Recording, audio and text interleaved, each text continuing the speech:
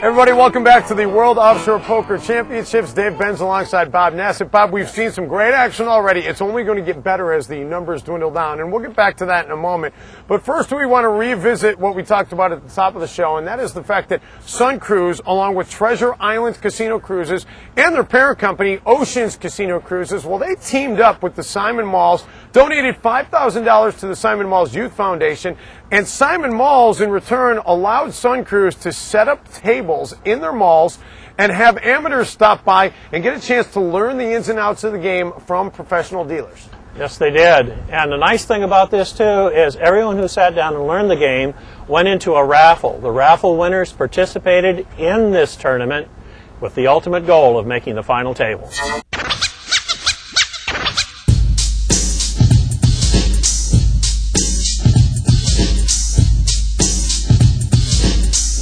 You've bet 3 times at this. Okay, you've made 3 bets. He knows you have an ace. Ace 9, ace 9. You both have jacks and 9s with an ace. So I would split the pot. This was a chance for wannabe poker players to learn straight from the dealers. Whoever's first left of the button that has cards would start the action. You would check or bet, whatever you'd like to do. The players got to ask questions they could never ask while seated at a real game of poker. And there was one player who was pleasantly surprised and emerged from the Learn How to Play workshops. I just figured, I always fill out the raffles wherever I go, like a restaurant or wherever, and I never win anything, so it was fun. I love coming out here on Sun Cruise, and the dealer is awesome, all the guys, Manny and Dan, they're awesome, and it was just good time, I didn't have to pay any money to come out here, played a couple tournaments, get the experience of coming out here and get on TV, He never thought he'd have the luck to win the raffle to get him to the preliminary round. Getting to that preliminary round was only the beginning. He made it all the way to the final 2 of that Cape Canaveral ship round, and that won him a free spot on the final day to make him eligible for a chance at the final table. And in the end, he got oh so close to that final table before going up against and getting knocked out by Chris Serenas with $130,000 in chips, all in hand.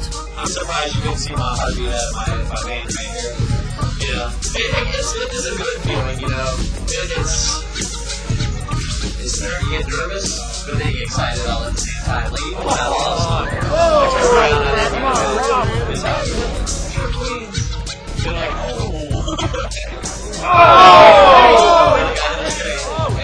It's all good fun. It's a little nerve-wracking, but other than that.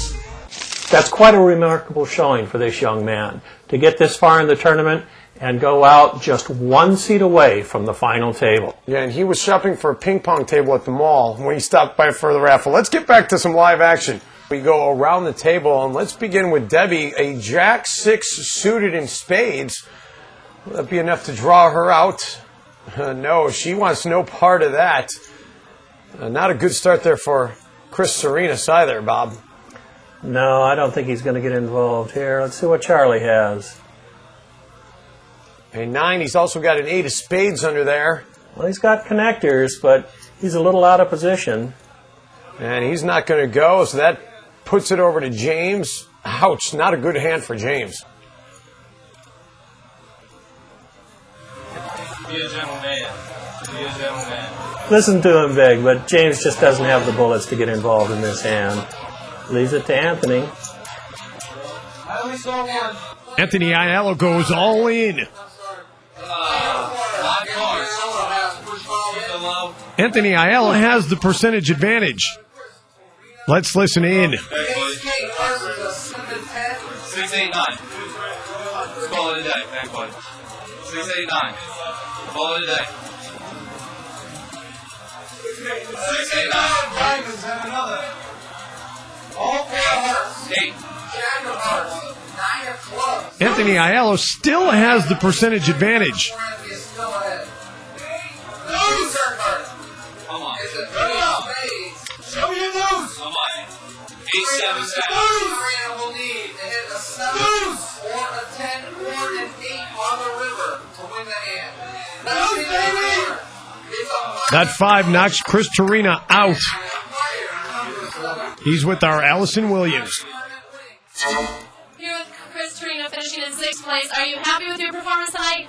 I'm happy considering making the final table, but I'd like to see some better cards overall throughout the final table. But I'm happy with 6th. It's not exactly first, but it's pretty good. Do you have any plans with what you're going to do with the 3,000?